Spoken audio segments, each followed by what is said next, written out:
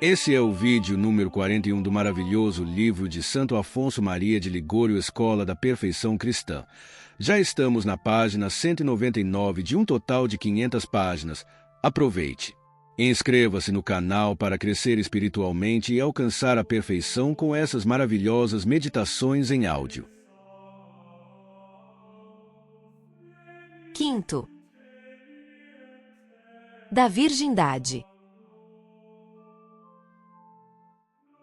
São Cipriano, de disciplina e habitu virginum, denomina a mais nobre porção da Igreja de Cristo a multidão de virgens que se consagram ao amor de seu divino esposo. Vários outros santos padres, como São Efrem, São Ambrósio, Santo Agostinho, São Jerônimo e São João Crisóstomo, escreveram livros inteiros em louvor da virgindade. Não é minha intenção expor aqui todos os méritos e vantagens que adquirem as pessoas que consagraram a Deus sua virgindade. Disso tratarei extensamente no capítulo 4 da segunda parte, que trata do voto de castidade. Aqui farei, simplesmente, seguir uma pequena instrução para os que levam uma vida virginal sem terem emitido o voto de castidade. As almas virgens são extraordinariamente belas aos olhos de Deus. Serão como os anjos de Deus no céu. Mateus capítulo 22, versículo 30. Barônio conta que, na morte de uma virgem chamada Geórgia, uma multidão de pombos adejava em redor da casa.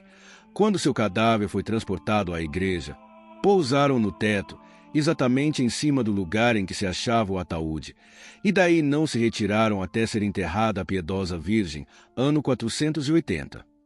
Essas pombas certamente eram anjos, que queriam prestar as últimas honras àquele corpo virginal. As almas virginais, que renunciaram ao casamento para se dedicarem exclusivamente ao amor de Jesus Cristo, tornam-se esposas do Filho de Deus.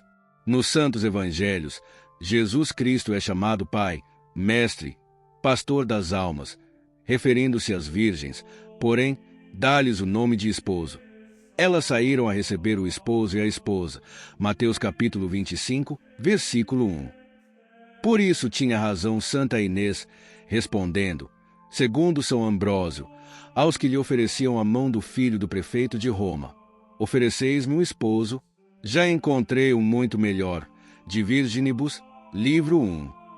Semelhante resposta deu Santa Domitila, sobrinha do imperador Domiciano, aos que queriam persuadi-la a casar-se com Aureliano: dizei-me, a quem deveria escolher por esposo uma jovem que se visse requestada por um monarca e por um camponês? Para casar-me com Aureliano, tenho de renunciar ao Rei do Céu. Ora, isso seria uma loucura inominável, que nunca praticarei. E, firme nessa resolução, deixou-se queimar viva para poder permanecer fiel a Jesus Cristo, a quem consagrara sua virgindade, pois foi a esse tormento que a condenara seu bárbaro amante. Quem poderá imaginar a glória que Deus reserva às suas castas esposas lá no céu?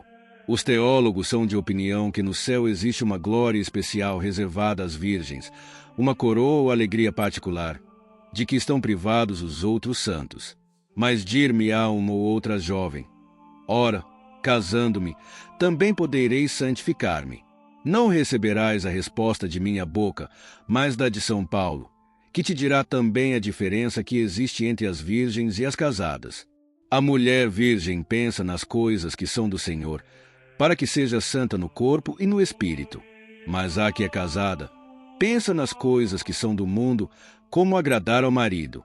Em verdade, digo isso para vosso proveito, para vos exortar ao que convém e vos facilita a orar ao Senhor sem embaraço. Primeira Epístola aos Coríntios, capítulo 7, versículo 34. Deve-se, pois, notar que as casadas, sem dúvida alguma, podem ser santas segundo o Espírito, ao passo que as virgens, que amam a Deus, o são de corpo e espírito. Tome-se também em consideração estas palavras, o que facilita servir a Deus sem impedimento. Quantos impedimentos não encontram as casadas na sua tendência à santidade? E esses obstáculos são tanto maiores quanto mais elevada a sua condição. Para nos fazermos santos, temos de empregar os meios, antes de tudo, nos consagrar à oração mental, receber a miúdo os santíssimos sacramentos e pensar sem interrupção em Deus. Ora, quando uma senhora casada achará tempo para cuidar naquilo que é do Senhor, ela se ocupará com as coisas deste mundo, diz São Paulo, cuidará em agradar a seu marido, olhará para as necessidades de sua família, para o seu sustento e vestes, vigiará a educação de seus filhos, atenderá aos parentes e amigos, pensará continuamente nos seus afazeres. Seu coração ficará assim dividido entre seus filhos, seu marido e Deus. Como encontrar tempo para se entregar a longas orações mentais, para receber muitas vezes a comunhão, se nem lhe resta tempo para cuidar de todas as obrigações de sua casa e estado? O marido quer ser atendido, os filhos gritam e choram, querendo 1000 coisas diversas. Como meditar entre tantos cuidados e perturbações? Muitas mães de família nem mesmo aos domingos podem ir à igreja. É verdade, ela pode conservar a sua boa vontade, mas sempre lhe será custoso cuidar, como convém, do que é do Senhor. Não há dúvida também de que pode adquirir muitos merecimentos em razão de tais provações, entregando-se à vontade de Deus, que, em tais condições, nada mais quer que um sacrifício perene de resignação e paciência. Mas, no meio de tantas distrações e tribulações, é quase impossível, é mesmo heroísmo, praticar a virtude da paciência e conformidade sem o exercício da oração e a recepção dos sacramentos. Mas provera a Deus que as senhoras casadas nada mais tivessem a deplorar que a falta de tempo necessário para seus exercícios de piedade. A má conduta do marido, os desgostos causados pelos filhos, os negócios da casa, as molestas atenções que se devem à sogra e aos cunhados, as suspeitas, as inquietações de consciência quanto à vida conjugal e educação dos filhos, tudo isso origina um mar de tribulações no qual passam sua vida entre suspiros e lágrimas. E felizes se conseguirem salvar sua alma e alcançarem de Deus a graça de não deixarem o inferno desta vida para se precipitarem no inferno eterno. Esta é a bela sorte das jovens que se consagram ao mundo. Mas, entre tantas mulheres casadas, não haverá uma só que se santifique. Sim, existem também santas casadas. Porém, quais são estas? As que se santificam pelo martírio, que sofrem tudo por amor de Deus, com uma paciência que nada abala. Mas quantas se elevarão a tal perfeição? Ah, muito poucas. E se encontrares uma tal, verás que deplora amargamente ter escolhido o partido do mundo, tendo podido, com tanta facilidade, consagrar-se a Jesus Cristo. Verdadeiramente felizes são aquelas virgens que se consagram por inteiro e exclusivamente a seu divino Salvador. Essas estão livres dos perigos em que se acham as casadas. Seu coração está desembaraçado do apego aos filhos e maridos, aos bens transitórios, ao luxo vão ou a outras coisas do mundo. E quando as mulheres casadas se veem obrigadas a empregar muitos cuidados e grandes somas com seu traje para aparecer ao mundo à altura de sua posição e agradar a seus maridos, a virgem que se consagrou a Jesus Cristo se contenta com um vestido simples e desataviado, pois, do contrário, daria escândalo, vestindo-se com esquisitice. Todos os seus pensamentos e cuidados tendem a agradar a Jesus, a quem dedicou seu corpo, sua alma, seu amor todo. Assim, possui ela mais liberdade de espírito para pensar em Deus e mais tempo para se entregar à oração e receber os sacramentos. Se não te sentes chamada, alma cristã, ao estado conjugal nem ao religioso, mas desejas fazer-te santa no mundo, como verdadeira esposa de Jesus Cristo, toma a peito os seguintes conselhos. Para a santificação, não é bastante conservar uma virgem ilibada à sua pureza e trazer o nome de esposa de Jesus Cristo. É preciso também praticar as virtudes de uma esposa de Jesus. No Evangelho, o reino dos céus é comparado a umas virgens. Mas que virgens? As virgens prudentes e não as loucas. Aquelas foram introduzidas na sala das núpcias. A estas foi a porta fechada e ouviram do esposo. Não deixastes de ser virgens, mas eu não vos conheço como esposas minhas. As verdadeiras esposas de Jesus seguem a seu esposo para onde quer que ele vá. Apocalipse, capítulo 14, versículo 4. Que quer dizer seguir o esposo? Santo Agostinho explica que aprender-se a ele de corpo e alma, de Sancta Virginitate, capítulo 7. Depois de lhe haveres sacrificado teu corpo, deves ainda consagrar-lhe todo o teu coração, de tal forma que só te ocupes em amá-lo. Para isso, deves empregar os meios necessários para pertenceres exclusivamente a ele. O primeiro é a oração mental, a qual te deves dedicar com todo o zelo. Não julgues que, para isso, é necessário se recolher a um convento ou passar todo o dia na igreja. Não há dúvida de que em uma casa, de família há barulho e perturbações de pessoas que entram e saem. Mas quem tem boa vontade encontra sempre jeito e tempo para fazer suas orações.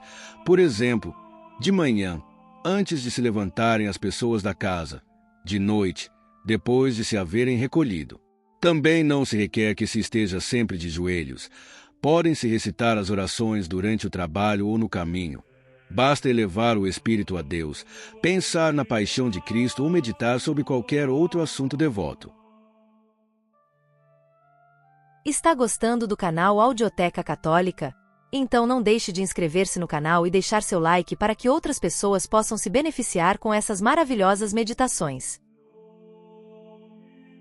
O segundo meio é a recepção assídua dos santos sacramentos da penitência e Eucaristia.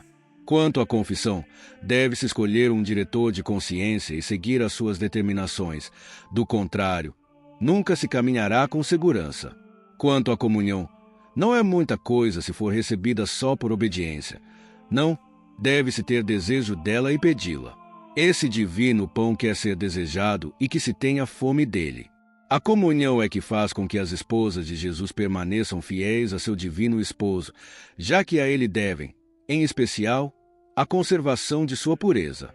Este divino sacramento conserva na alma toda espécie de virtudes, sendo, porém, seu efeito principal conservar ilibado o lírio da virgindade, dando-lhe, por isso, o profeta o nome de trigo dos escolhidos e vinho gerador de virgens.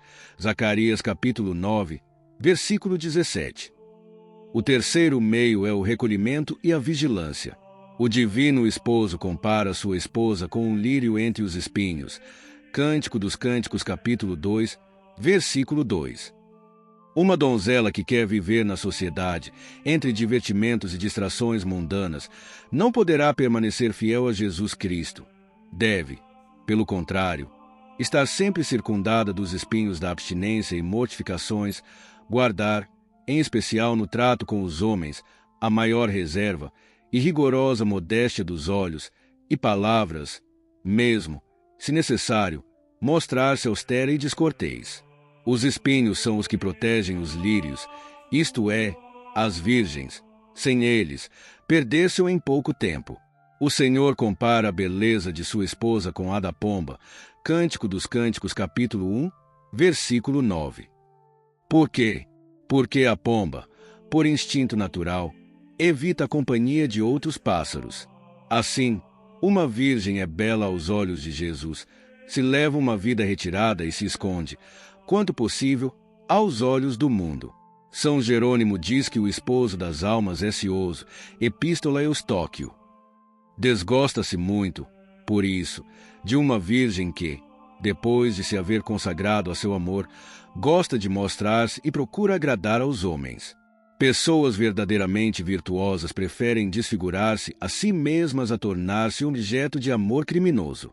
Se, por desgraça, acontecer tornar-se uma virgem vítima de uma violência qualquer, sem culpa sua, não deve inquietar-se com isso, já que sua pureza não fica alterada. Foi o que Santa Lúcia deu a entender ao tirano que a ameaçava de entregá-la ao lupanar. Se eu for desonrada contra minha vontade, receberei uma coroa dupla. Com razão se diz, não o sentimento, mas o consentimento fere a alma. Além disso, podemos ficar convencidos de que uma virgem modesta e reservada saberá também fazer-se respeitar. O quarto meio é a mortificação dos sentidos. Uma virgem que quer conservar-se pura, diz São Basílio, deve ser casta na língua, falando sempre com decoro e, se for necessário tratar com homens, só dizer o indispensável. Casta nos ouvidos, evitando ouvir conversas mundanas, casta nos olhos, conservando-os fechados ou, ao menos, baixos na companhia de homens, casta no tato, usando do máximo cuidado quanto aos outros e quanto a si própria, casta principalmente no espírito, esforçando-se por resistir aos maus pensamentos, recorrendo a Jesus. Maria. Para conseguir isso, é preciso que ela mortifique seu corpo com jejuns e outras penitências, mas só com a permissão de seu confessor deve praticar essas mortificações corporais para que não se lhe tornem perniciosas em vez de úteis, excitando-lhe o orgulho. Jesus Cristo é um esposo de sangue, Êxodo capítulo 4, versículo 26, que desposou nossa alma na ara da cruz e, por amor dela, derramou até a última gota de sangue. Por esse motivo, suas esposas suportam angústias, doenças, dores, maus tratos e injúrias, não só com paciência, mas até com alegria. Assim, deve-se entender o texto da Escritura, que diz: as virgens seguem o Cordeiro para onde quer que ele vá. Apocalipse capítulo 14, versículo 4. Elas seguem jubilosas e cantando a Jesus, seu divino esposo, mesmo no início dos opróbrios e penas, a exemplo de milhares de virgens que foram ao encontro da morte e das torturas, cheias de alegria. Finalmente, deves recomendar-te instantemente a Maria, a Rainha das Virgens, se quiseres perseverar no teu propósito de virgindade perpétua. Ela é quem prepara e conclui a união das almas com seu divino Filho. Ela é quem alcança para essas almas escolhidas a graça da perseverança, pois, sem a sua assistência, todas tornar-se-iam infiéis. Vós, que ledes estas linhas, dirijo-me àquelas que se sentem chamadas pelo divino esposo a renunciar ao matrimônio. Vós, que quereis pertencer a Jesus Cristo, não vos obrigueis desde logo por um voto, nem façais, logo no começo, o voto de castidade perpétua. Fazei esse voto quando Deus vô-lo inspirar e o confessor vô-lo permitir. Aconselho-vos, porém, que agradeçais, por simples ato, que não impõe nenhuma obrigação, a Jesus Cristo por vos ter chamado a seu especial amor e vos ofereçais ao Senhor como uma coisa que lhe é consagrada e própria para todo o sempre. E, por isso, dizei-lhe assim: ó meu Jesus, meu Deus e Salvador, que por mim morrestes, perdoai-me se também eu ouso chamar-vos meu esposo. Ouso porque vejo que vos agrada chamar-me a essa honra. Essa graça é tão grande, que não vô-la posso agradecer suficientemente. Eu merecia estar agora ardendo no inferno, porém, em vez de me castigar, escolhestes-me para esposa vossa. Pois bem, meu divino Salvador, eu renuncio ao mundo, eu renuncio a tudo por amor de vós e a vós me entrego inteira e irrevogavelmente. De hoje em diante sereis meu único bem, meu único amor. Vejo que quereis possuir meu coração inteiro, ei-lo, entrego sem restrição. Aceitai meu sacrifício e não me repulseis como eu merecia. Esquecei-vos de todas as ofensas que vos tenho feito até hoje. Detesto-as de todo o coração. Ah, tivesse eu morrido antes de vos haver ofendido. Perdoai-me em vosso amor e concedei-me a graça de vos permanecer fiel e nunca mais vos abandonar. Vós, ó meu esposo, vos entregastes todo a mim. Eis-me aqui, eu também. Quero dar-me todo a vós. Ó Maria, minha rainha e minha mãe, prendei meu coração ao coração de Jesus Cristo, ligai-me tão fortemente a ele, que nunca mais possa desprender-me de vosso divino Filho.